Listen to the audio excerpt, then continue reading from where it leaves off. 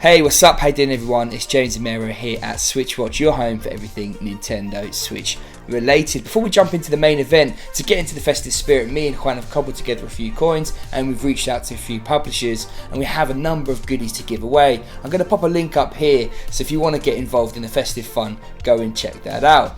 Now on to the main topic. Today we're here to talk about Enter the Gungeon. This one was a big indie hit back in 2016 and it's now been ported over to the Nintendo Switch. This one was made by Dodge Roll and it's been published by Devolver Digital. The guys over there gave us a copy for review purposes, so many thanks. Is this one worth your hard-earned cash, especially at Christmas with so much to choose from? Let's jump in and find out. Enter the Gungeon kicks off with a story about a mysterious bullet-shaped craft crashing into a fortress and bringing with it a relic of unquantifiable worth. You choose one of 4 playable classes and set off against the odds to find the relic, a fabled gun that can kill the past.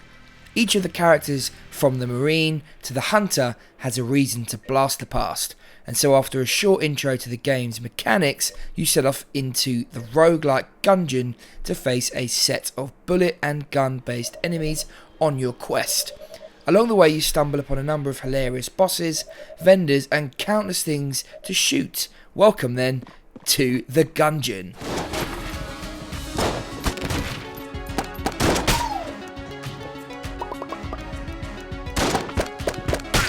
The Gungeon features a unique soundtrack from Dose 1 with 30 tracks providing over 85 minutes of high energy electric music that has elements of synthwave and inspiration from the sounds around guns and ballistics, such as a gun cocking and firing. My personal favourite is track number 2, Lead Lord's Keep, which really made me feel like I was on an epic dungeon quest and yet has something of the mystical about it.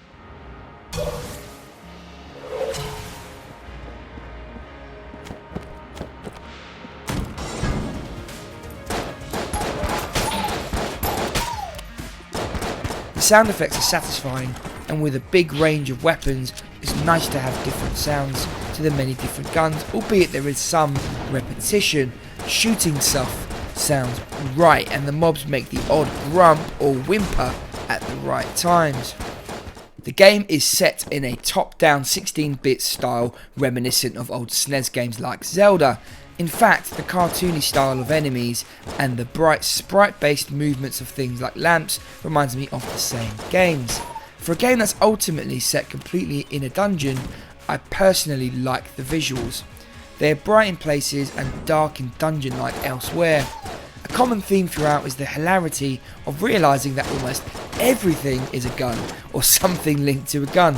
Just on the HUD, for example, your health is shaped like a bullet, your currency is a bullet, as are your specials, and your enemies are mostly shaped like bullets as well.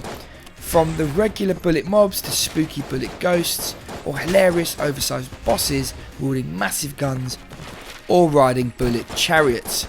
Even smaller details like the pattern on floors that lights up to become your transport from place to place are shaped like a revolver's chamber. There are subtle visual details that add to the game as well. In library style rooms, your bullets will fling books into the air and their pages will float to the ground. Smashing through objects will shatter them, and other small visual cues like this add a little something. Some might say that the graphics are not particularly beautiful, and as a dungeon setting, Enter the Gungeon repeats landscapes. They are correct, though I find the rooms to be better drawn than almost all other roguelike randomly generating games. The game looks great on the move as well, and I experienced no slowdown, something that I've seen with some other indie ports, so I'm pleased to see the game looking great on the go. Enter the Gungeon is a twin-stick shooter set in a roguelike top-down world that has you working your way deeper through a series of rooms, topped off by a boss at the end of each floor. It's a simple premise that plays extremely well due to its high level of refinement, attention to detail, and the ingenuity of and breadth of its systems. The control scheme has you moving around with the left stick and aiming with the right. Aiming is just the right balance between stickiness and requiring skill to make it feel awesome. You shoot by pressing down R for something like a rifle or holding down R for something with a larger clip and rate of fire. You need to manually press down A to reload your weapon, which takes you out of action temporarily, and the most important of all, the dodge roll by pressing L. Using the roll lets you temporarily avoid damage by presumably ducking underneath gunfire. The simple control scheme is balanced just right, and many of your foes require a well-timed roll in order to avoid their attacks. You start the game with a slightly different loadout depending on which of the 4 Gungeoneers you choose, but whichever you choose, you will have a basic weapon that can only shoot so many bullets before needing a reload.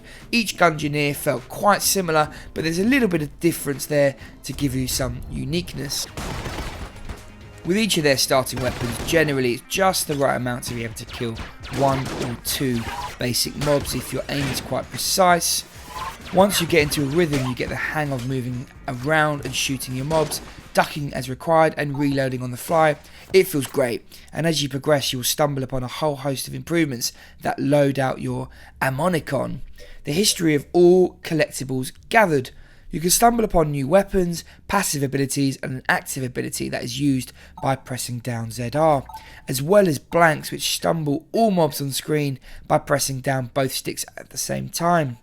The delight in Enter the Gungeon is in the depth of these improvements. Some of them are those you would expect, shotguns and rifles, pistols and automatic weapons, but you'll find any number of additional weapons such as the D-pad, a weapon that shoots in 4 directions at once, but you can also enter combos to shoot fireballs, or the skull splitter that fires off homing skulls. Passive and active items are just as varied, letting you level up any basic gun into a beast, or adds lightning to your shots, for example. Enemies are also fun and varied with lots of different attack patterns to get a hang of, not to mention the 22 bosses that spawn semi-randomly at the end of each floor. These bosses offer a stiff challenge with bullets and debris flying all over the map and are a joy to face. The game is difficult and progressing through its levels won't happen right away. You will likely die many times and will face a bunch of different scenarios as you start to fill out your ammonicon, and due to its balance the game keeps you interested in playing the game. The game manages to keep you invested whilst not taking itself too seriously, and this balance is hard to find in games. Gungeon is $14.99 in the US and £10.99 in the UK, offering a whole bunch of replayability with secrets, additional playable classes, multiple endings and your ammonicon to fill out. You can get your value out of this one. There is limited multiplayer, no online play here, but the single player mode here is vast, and the developer has confirmed new content is coming in early 2018 with free DLC. Enter the Gungeon is an excellent example of what a twin stick shooter should be, and of a port done right. Its soundtrack and cool visuals are underpinned by an excellent control system and depth that keeps you hooked. Overall, this one is a very solid 8 out of 10. You certainly can't go wrong adding this one to your Christmas list. A massive shout out to all of our subscribers. We really do appreciate you sticking with us, and we hope you continue to enjoy our content. For those of you here for the first time, we'd love it if you consider subscribing. We'd love to have you on board, and you can stay up to date with all of the latest Switch happenings here and over on our website, switchwatch.co.uk. Hope to see you again. This is SwitchWatch, and I'm James Amero. Take care.